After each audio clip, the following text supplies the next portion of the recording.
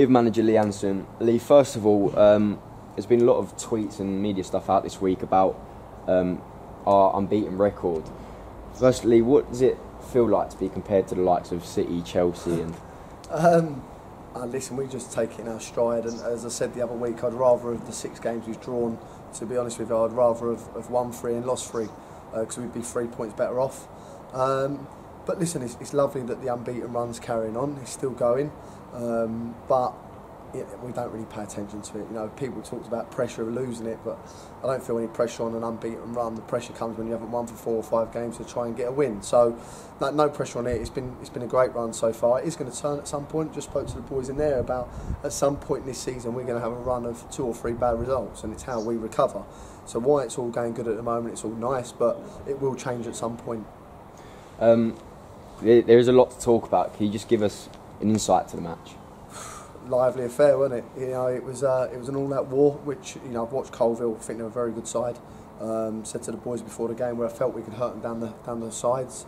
Having said that, I thought they started really well, really good attacking side, got good players in their side, and we managed to get down the side of them, get a cross in and score a goal, and I felt that we then edged the game for a little while.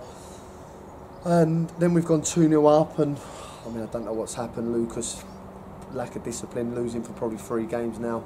I know their assistant manager's been clever, he's got in the way, Lucas has thrown him out of the way, the guys fell on the floor. Listen, it is what it is, at the end of the day, you can't lay your hands on someone else.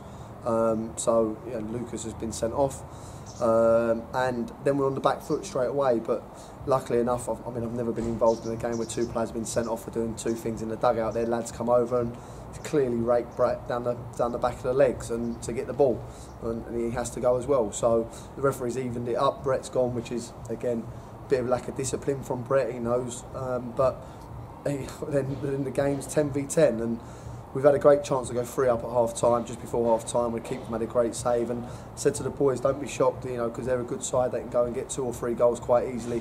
They put us on the back foot at times, but I felt we were strong again, resilient. I think it's 6 clean sheets in a row. And then we've caught them on the break towards the end, and Joe's gone and finished one again to win 3-0. So, you know, we'll take that result, over the moon with it, you know, and we just need to keep putting the points on the board. You did mention the red cards. Their player got sent off as well. Firstly, do you agree with the cards that we got? And secondly, do you think our red card or their red card affected the game in any way? No, listen, at the end of the day, I mean, the referee's probably done the right thing with Lucas. As I said to you just there, you can't lay your hands on people. Whether you're moving him out of the way, whether he's blocked your run, you've just got to be disciplined and go just move out of the way. He hasn't done that, he's put his hands on him, thrown him over. Whether it was enough to throw the guy over, I don't know, but I'd have probably done the same myself anyway. So, and then as I say, I mean, their lads been stupid as well. Brett's got the ball, the lad's come and he's raked him down the back of the legs by the dugout, and the referee has no choice, which for me was massive bonus, you know. And I know their lad in midfield was going mad about it because probably a lack of discipline from them to level the game up, because I tell you now, if that had been 11v10, that could have been a lot different, that game. The red cards will affect us in the long run. How do you think we need to react to the sendings off, and how will we adjust as a team? Well, as I say, we'll lose both of them now for 3 games each, so that's a massive loss. Lucas Perry's been absolutely outstanding for us all season. So when we didn't have him the other week, we struggled. We're going to struggle again. It means having to shuffle a few people around. Having said that, I thought Tommy Smith coming in was brilliant today, and Brett as well. You know, we've only got Brett and Joe as our centre forwards at the moment because Brooks is still a couple of weeks away. So by Brett doing that, that's 3 games without Brett now, and Brett's a handful at this level. So that's going to be a big loss for us as well.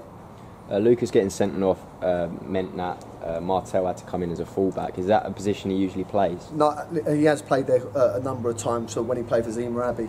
And that's where I remember him, and I also remember him in the 10 role, so I knew he would slot in there nice, which was lucky for us because we didn't have anything on the bench with obviously Jack Breen away, so he slotted in there fine. He was cramping up and hamstring towards the end, but I thought he'd done a solid job. What can you tell us about Tuesday night? Yeah, the cup game, just said to the boys, we've got to approach it right. You know, it's a great opportunity to get some minutes into Luca and Robbie, and then hopefully some other boys. Tommy needs some more minutes. Lucas Perry can play now, but we're going to go there and try and win. You know, the finals at Luton Town. The good thing is a nice welcome break from the league now for the next week or so, where we play Harrow next Saturday. They've had us watch today, we've watched them, so I'll get some homework done on them in the next few days, and we'll approach them 2 games like we have the last 2 games. Brilliant, thank you. No problem, thank you.